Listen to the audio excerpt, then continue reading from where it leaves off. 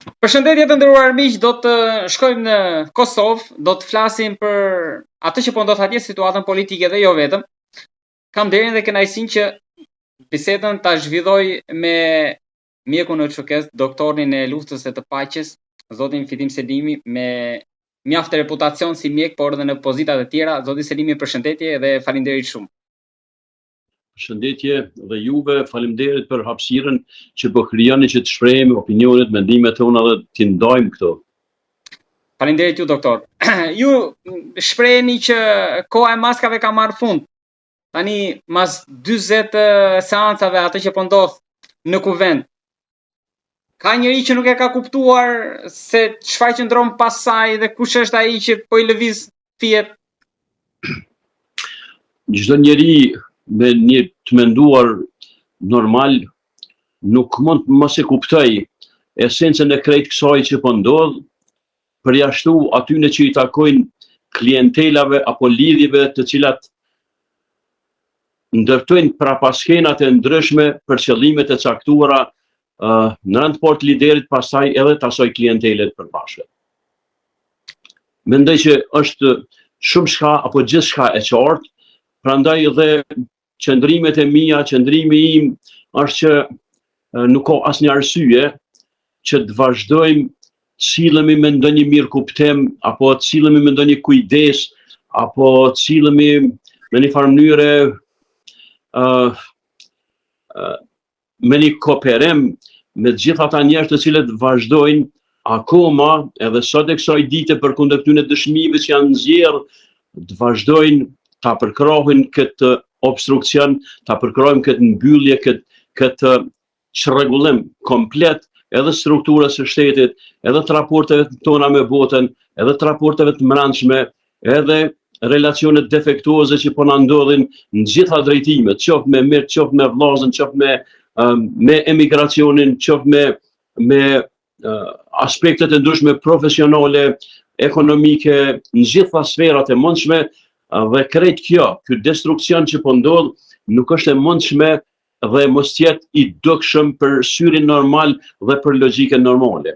Andaj apeli e thuja se ka marrë tash përmosën jo vetëm një bashkërenditje për të kuptuar apo për të rendit në kundërshtim me këto struktura apo me këto qasje politike, por ka marrë përmosën një thirrje thjesht për një bashkërenditje për ta shpëtuar pjesën apo për ta shpëtuar substancën kombëtare të cilën e kemi ndërtuar me mend bashkërisht nëpër vite të tëra dhe me sakrifica shumë të mëdha. Doktor, ju shprehni që përballë kësaj situate, intelektualët nuk duhet heshtin, por reagimin e tyre ju si e kuptoni deri tani?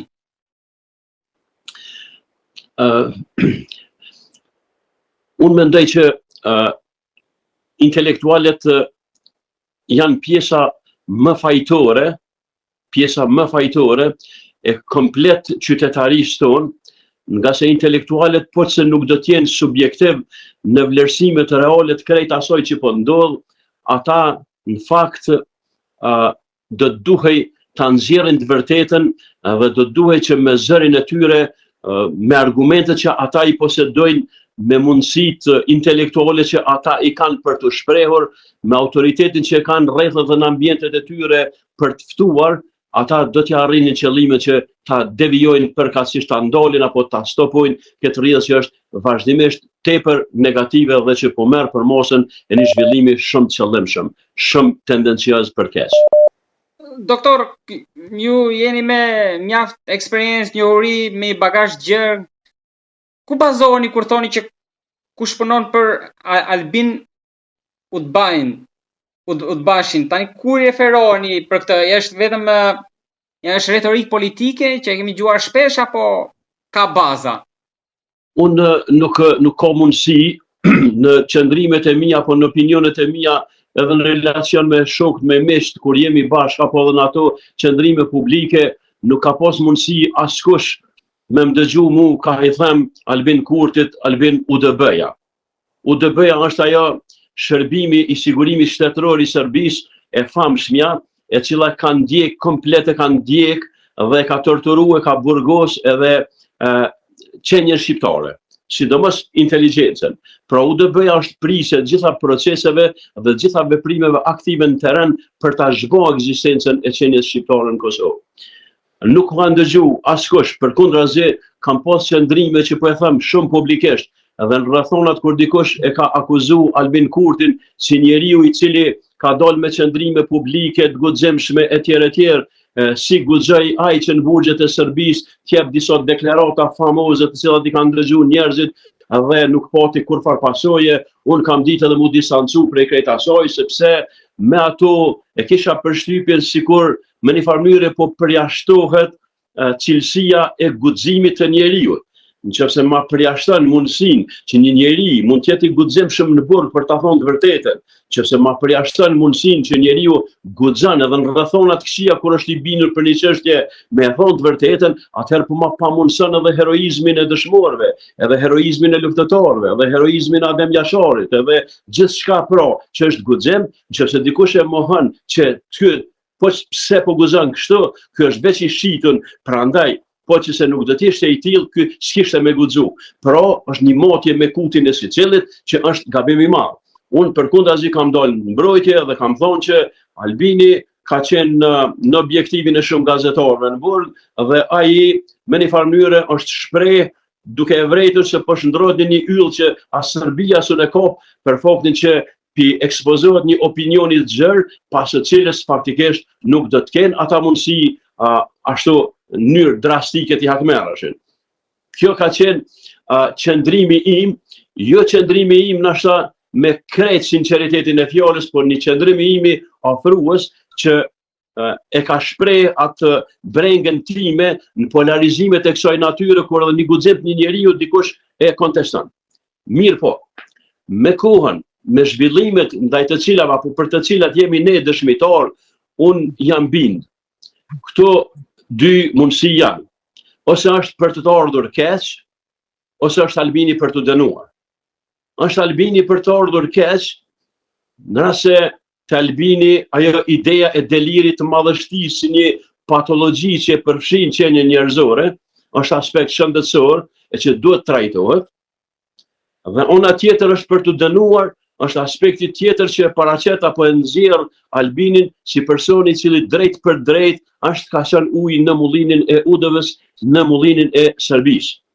Asnjë prej veprimeve institucionale, asnjë prej veprimeve shoqërore, asnjë prej veprimeve politike deri tani Albin Kurti nuk i ka bën e që do të shkonin në favor të një qëndrimi ndërtues, qoftë në raport me politikat që i konvenojnë vendit, që lidhen me botën e jashtme, me miqtë tonë, të cilët na mundsuan me shumë mund e sakrificë për me arritur atë që kemi, qoftë në raport me zhvillimet e mbrëmshme në qeverisjen materiale dhe në qeverisjen jo materiale të cilën ai e ka për obligim. Nuk mund ta kuptojmë si një diçka që shkon në favor dikujt tjetër, po që se me shembullin e tij personal bëhet rebel apo i padëgjueshëm karshi institucioneve të shtetit të cilat i kemi ndërtuar më vonë. Bëhet i padëgjueshëm karshi prokurorisë, karshi gjykatave, karshi kuvendit, karshi opozitës. Ai njeri nuk shpreh, nuk influencon, nuk është personi ndikues i cili kishte neve me na kriju përshtypjen që ka ndjesi për të mirën, ndjesi për të bukurën, ndjesi për të vrashtën, ndjesi për tradhtim, ndjesi për gabimin, ndjesi për mosarritjen, ndjesi për fenomenet e zakonshme të cilat mund t'i hasin apo mund ta atakojnë qenien njerëzore sot. Ai nuk ka ndjesi për mundësinë e dobësisë apo të gabimit të oponentit politik. Nuk e ka ndjesinë e mundësisë që dikush mund të korrektohet, që dikush mund të përmirësohet. Unë kisha me kuptu Albin Kurtin, po që se kur e ka marrë pushtetin, do të silej me Hashim Thaqin, apo me Fitim Selimin, në atë mënyrë, sa në ofronte për krahu e jani. Keni bon shumë gabime, tash kuptojeni që unë jam personi që kam udhëheq me shtetin, i kam disa kompetenca, i kam disa ngarkesa, me ato gabime unë kam projekt tjetër. Projekti im është i ndryshëm, prandaj unë kërkoj ndihmën tuaj.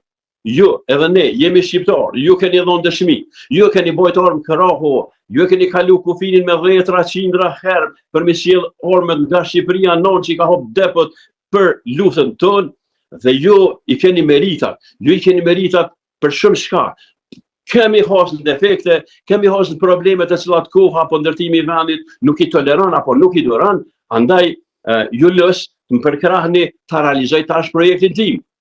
Mirë po, ai një gjë të tillë nuk e ban. Ai sillet krejtësisht sillet sikur personi i cili nuk ka fare konsiderat për askan. Ai njeri është personi i cili nuk ka konsiderat për mendjen e njerëzve që i ka brenda subjektit vet politik. Ai mendon që ata asnjë nga ata s'din asgjë fare. Ai mendon që njerëzit që urdhën. Edhe ai që ju keni besim, Glau Kuq është personi që ta shikoni jashtë radarit të tij, nuk ka mundësinë që ta thotë domethënë atë që mendon. Problemi është këto.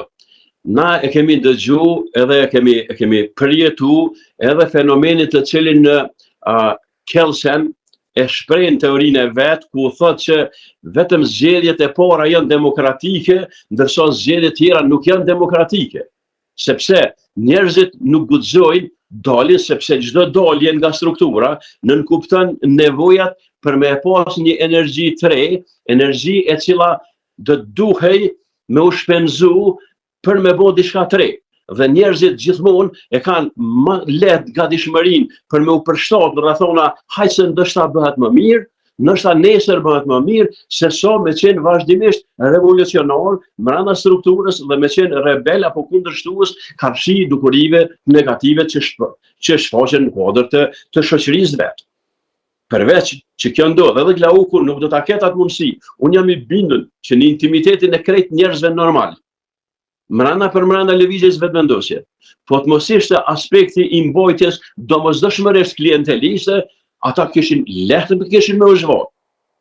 Por të e pos parasysh një mentalitet i nderuar, një mentalitet i cili fatkeqësisht mbretëron rrobat tona, mentalitet i cili këtu është një çështje shumë e rëndësishme, të cilën përpiqem unë me e theksu dhe përpiqem me e kuptu, që njerëzit nuk kanë shku prapa Albinit për shkak të cilësive të Albinit për të kriju diçka të madhe në Kosovë, sepse një diçka shumë e madhe në Kosovë është kriju, sepse asnjë fshat s'ka pa asfalt, asnjë fshat nuk është pa kanalizim, asnjë fshat pa ujësjellës, asnjë fshat pa elektrifikim, asnjë fshat pa shkollë, asnjë fshat pa ambulancë.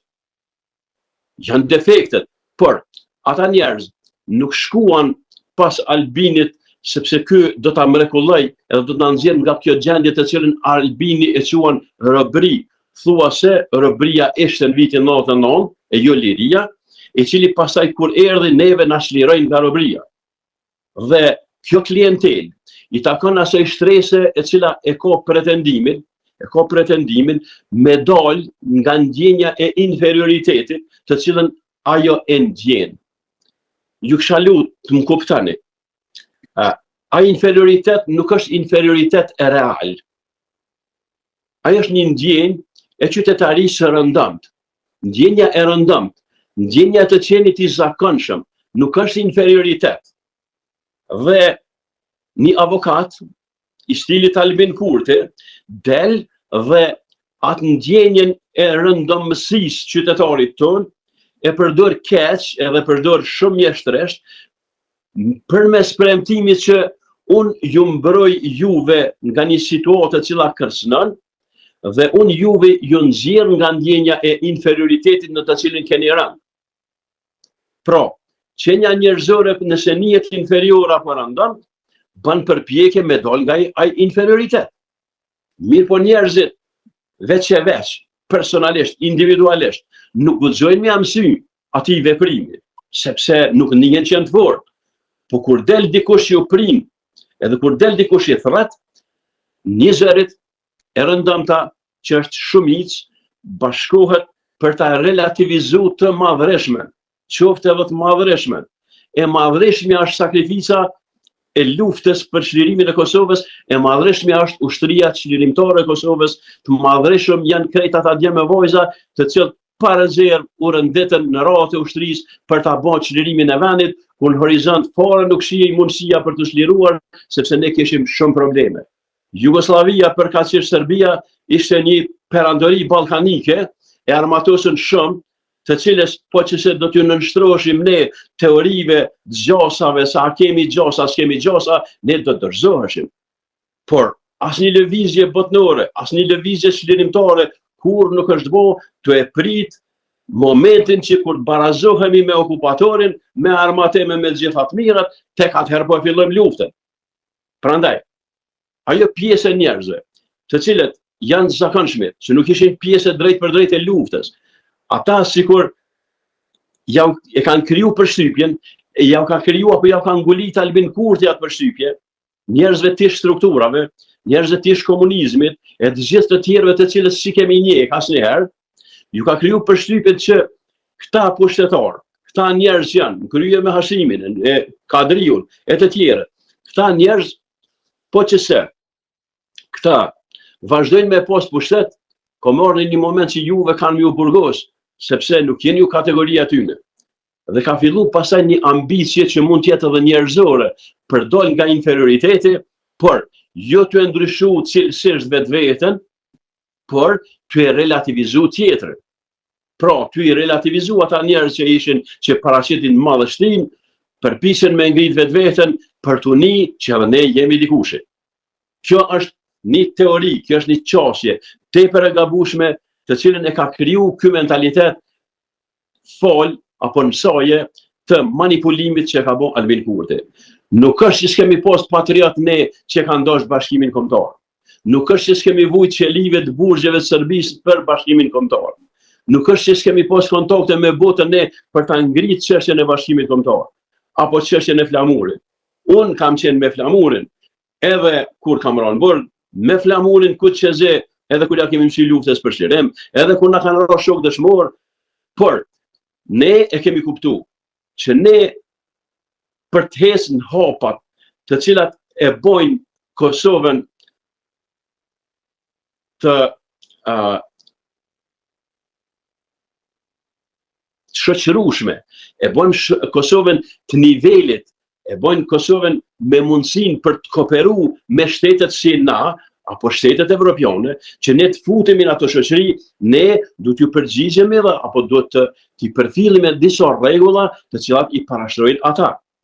Dhe, çka është më e keqja, Albin Kurti është mundu me na i servu teze sipas të cilët shkoj unë e bëj vetëvendosjen në Shqipëri, pra t'ju e bëj një destruksion të jashtëzakonshëm, shkoj e bëj parti në Shqipëri, e mundi Edi Ramën, nga atë vendosjen edhe për Shqipërinë, shkoj unë në Macedoni, i mundi krerët që kanë bërë luftën edhe për Macedoninë dhe për Kosovën, dhe nga aty unë e bëj mrekullin, pasaj unë i uli krejt ata albinat e vogël që i bëj unë, dhe na mirëm i vesh kallaj e bëj bashkimin kombëtar.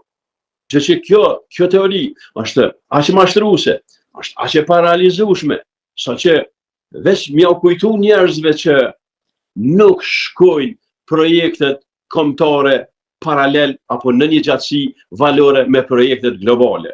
Sepse ti nuk je faktori që mundesh me thonë, unë spajtona. Nuk je ai faktor. Dhe ne kemi qenë kooperus, ne kemi bo çmilitarizimin e ushqykës. Ne jemi transformu në varmun politik. Ne kemi përjetu ndihmat e kemi përjetu krijimin e ushtrisë, krijimin e policisë. Ne kemi përjetu gjithçka të mirë që kemi kriju në këto, përfshirë edhe njohjet e sa shteteve si shtet pavarur, mësojet megjve të cilët mujnë me bo ato që kanë bo për neve. Ne ato që kemi mujtë me bo është dëshmia që ne jemi të gatshëm me vdek për çështjen e vendit tonë, për çështjen e lirisë tonë. Dhe kjo ka mjaftu për ta pas mirë kuptimin e botës demokratike, botës njerëzore, dhe me në përkro me orë deri këtë stad ku jemi. Doktor, kisha dhe diçka, mas gjithë kësaj diagnozi që ju bët, tani pyetja që më vjen natyrshme është, po tani komandantët do rinë vetëm duke konstatuar, apo janë të pafuqishëm për të vepruar? Jo, na kemi pas periudha, ka qenë një periudhë viteve të 90-ta, i bashkërenditjes tonë për të vepruar në mënyrë pasore edhe në një farë forme për të kërkuar mirë kuptim nga bota për gjendjen në të cilën jemi, jo në mënyrë dialektike, sepse për të çliru do të lëvizje, për të çliru do të demonstrim. Dhe na ja kemi pas arrit qëllimit që edhe përkundër ekzistimit të organizmave që fuqimisht edhe politikisht kanë ndiku që mos devijon opcioni i paqes karshi Serbisë, ne ja kemi arrit qëllimit që me 2-3% me ngrit nerë post bllokun dhe me fitu respektin e qytetarëve tonë, me fitu dashurinë e njerëzve tonë, të cilët kanë thonë sa bukur me pas ushtrinë e vet. Lëm ne që kemi ushtri, dhe na kanë pasu, ata na kanë pasu, ata na kanë vesh, ata na kanë moth, ata na kanë ushqy. Dhe ne ja kemi arrit qëllimit me e bo luftë lirimtare si një dëshmi që ne e duam shtetin, që e duam të ardhmen. Kjo, me ndërlidh me këtë, apo dëgjohemi? Po, ju dëgjoj. Kjo, më ndërlidh me këtë. Këtu veç mjaftojnë pak minuta, apo pak ditë, apo pak orë, që ndodh triumfi jashtëzakonshëm, karshi kësaj mendësie që është instalu në atë qeveri, ndodh triumfi karshi një individi i cili më tepër është i përfshim nga ide patologjike se sa nga ide politike, racionale, njerëzore, kombëtare. Deta i triumf nuk është ditë e largë, po është fati i mirë që pasuesët e zotërisë nuk kanë forcën edhe nuk kanë guximin me bo atë çka kishin me bo realisht. Dhe jam shumë i bindur që forcat korrekte, njerëz korrekt brenda vetëvendosjes ka ardhur kulmi, ka ardhur momenti që s'kan me pas mundësi me duru, sepse nuk do të munden me duru njerimin që atyre ju bëhet. Pra ju e shikoni shpresën doktor të një shpërthim nga brenda apo tek forcimi i opozitës për ta ndryshuar këtë? Opozita, nuk kemi opozit. Gabim po thua sepse s'është ndërtu hala opozita, as nuk është ndërtu pozita. Nëse dikush është opozit është Albini së opozit. Sepse opozit është për shkak se krejt të tjerët janë rëndit në raport me Albinin kundër, nuk pajtohen. Nuk pajtohen gazetarët, nuk pajtohen artistët, nuk pajtohen shkencëtarët, nuk pajtohet akademia, nuk pajtohet prokuroria, pajtohet gjykata, nuk pajtohet arsimi, pajtohet shëndetësia. Kërkush qenje e gjallë, normale, racionale, e cila e din se cilat hapa do t'i bëj qenja shqiptare në Kosovë, nuk pajtohet me Albinin. Po tash, Albini nuk është post bloku që kemi mundësi na me një zol me ngrit najrë edhe për dol kushtrimi që filloj lufta kundër Serbisë. Ne nuk po kemi kanë me gjuhë me zol, sepse është një njeri i joni, është një shqiptar. Pse ai ka dol krejt në irracionalitet. Ne nuk po kemi mundësi dhe ne nuk po duam që të krijohet ndonjë shkëndi përmes të cilës do të ndizej një luftë civile në Kosovë. Ne kemi krejt potencialet dhe krejt argumentet. Është e çuditshme se si krejt këto argumente nuk e rrëzojnë pasuesin e Albinit për toke. Unë jam i bindur nëse kjo s'ka ndodhur deri tani, unë jam i bindur që kjo ka me ndodhur jo fort larg. Ka me ra pasuesi Albinit. Nëse jo para zgjedhjeve, ka me ra gjatë zgjedhjeve, sepse vota nuk mundet me shku për njerëzit të cilët morën obligimin me prit çështjes dhe i prin krejt gabim, krejt kundërshtim me ambicjet, krejt kundërshtim me dashuritë e tyre, kundërshtim me vullnetin e tyre. Dhe unë mendoj që ata njerëz nuk janë qenje që i ka kriju, që i ka ndërtu Albini. Ata e kanë pas një lakmi, mos po ndrojnë status të shoqënu me Albinin, mos po bëhen ata sikur këta që ishin të lavdishmit e UÇK-s, mos pi relativizojmë ata e po vim ne, sepse janë një zakonshmit, janë një inferior pa fije faj, pa qenë ndjekun fare. Ndjenjen e ndjekjes, ndjenjen e inferioritetit ja kanë skali. Po ata s'po ngriten sepse hala sipas Kelsenit nuk pe morrin guximin me e prish, sepse po çse e prish, do të më ndërtu diçka të re. Prandaj, në mënyrë edhe jo demokratike, po vazhdojmë me përkra, nashta mos po përmirësohet diçka. Po ajo nashta e ka provoku senzin edhe pragun edhe të njerëzve brenda vetëvendosjes. Na i kemi po, unë për ditë isha, se për ditë jam në kontakt me njerëz, Përdit jam në kontakt me njerëzit të cilët kërkojnë ndihmën tonë dhe njerëzit shprehen. Shprehen do të jetë dikon një kofe. Është përkeqërdhje përdorimi i atij prindit djemve të cilët për një kauzë apo për një kauzë tjetër kanë ra sot nuk janë mesin e gjallëve. Është përkeqërdhje përdorimi i njerëzve apo figurave të cilët i kanë afruar rreth vetë, nuk e di me çfarë arsyetime apo me çfarë mashtrime. Të uruar që të bëhet më e mira, doktor, unë të falenderoj shumë dhe shpresoj që në të ardhmen kemi mundësi të komunikojmë sërish.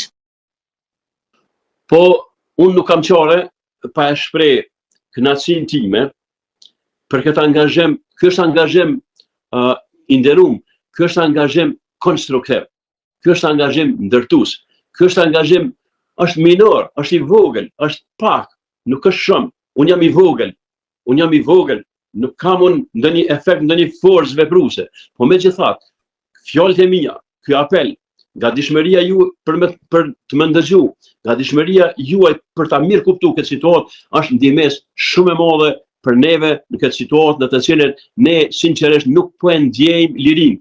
Nuk ka shije, s'ka aromë liria, nuk ka shpresë për të ardhmen, s'ka shpresë për perspektive. Po që se na, një ditë prej ditësh, nuk do të gjendemi ashtu siç e kërkon koha. Për shka unë besoj shumë. Sot keq po ndihemi. Sot keq shumë po ndihemi. Doktor, të falenderoj shumë për bisedën. I nderuar qofsh, faleminderit shumë për këtë kujdes që keni ndaj neve. Do të dëgjojmë sërish, unë të uroj më të mirat edhe të jam mirënjohës shumë. Mirupafshim. Po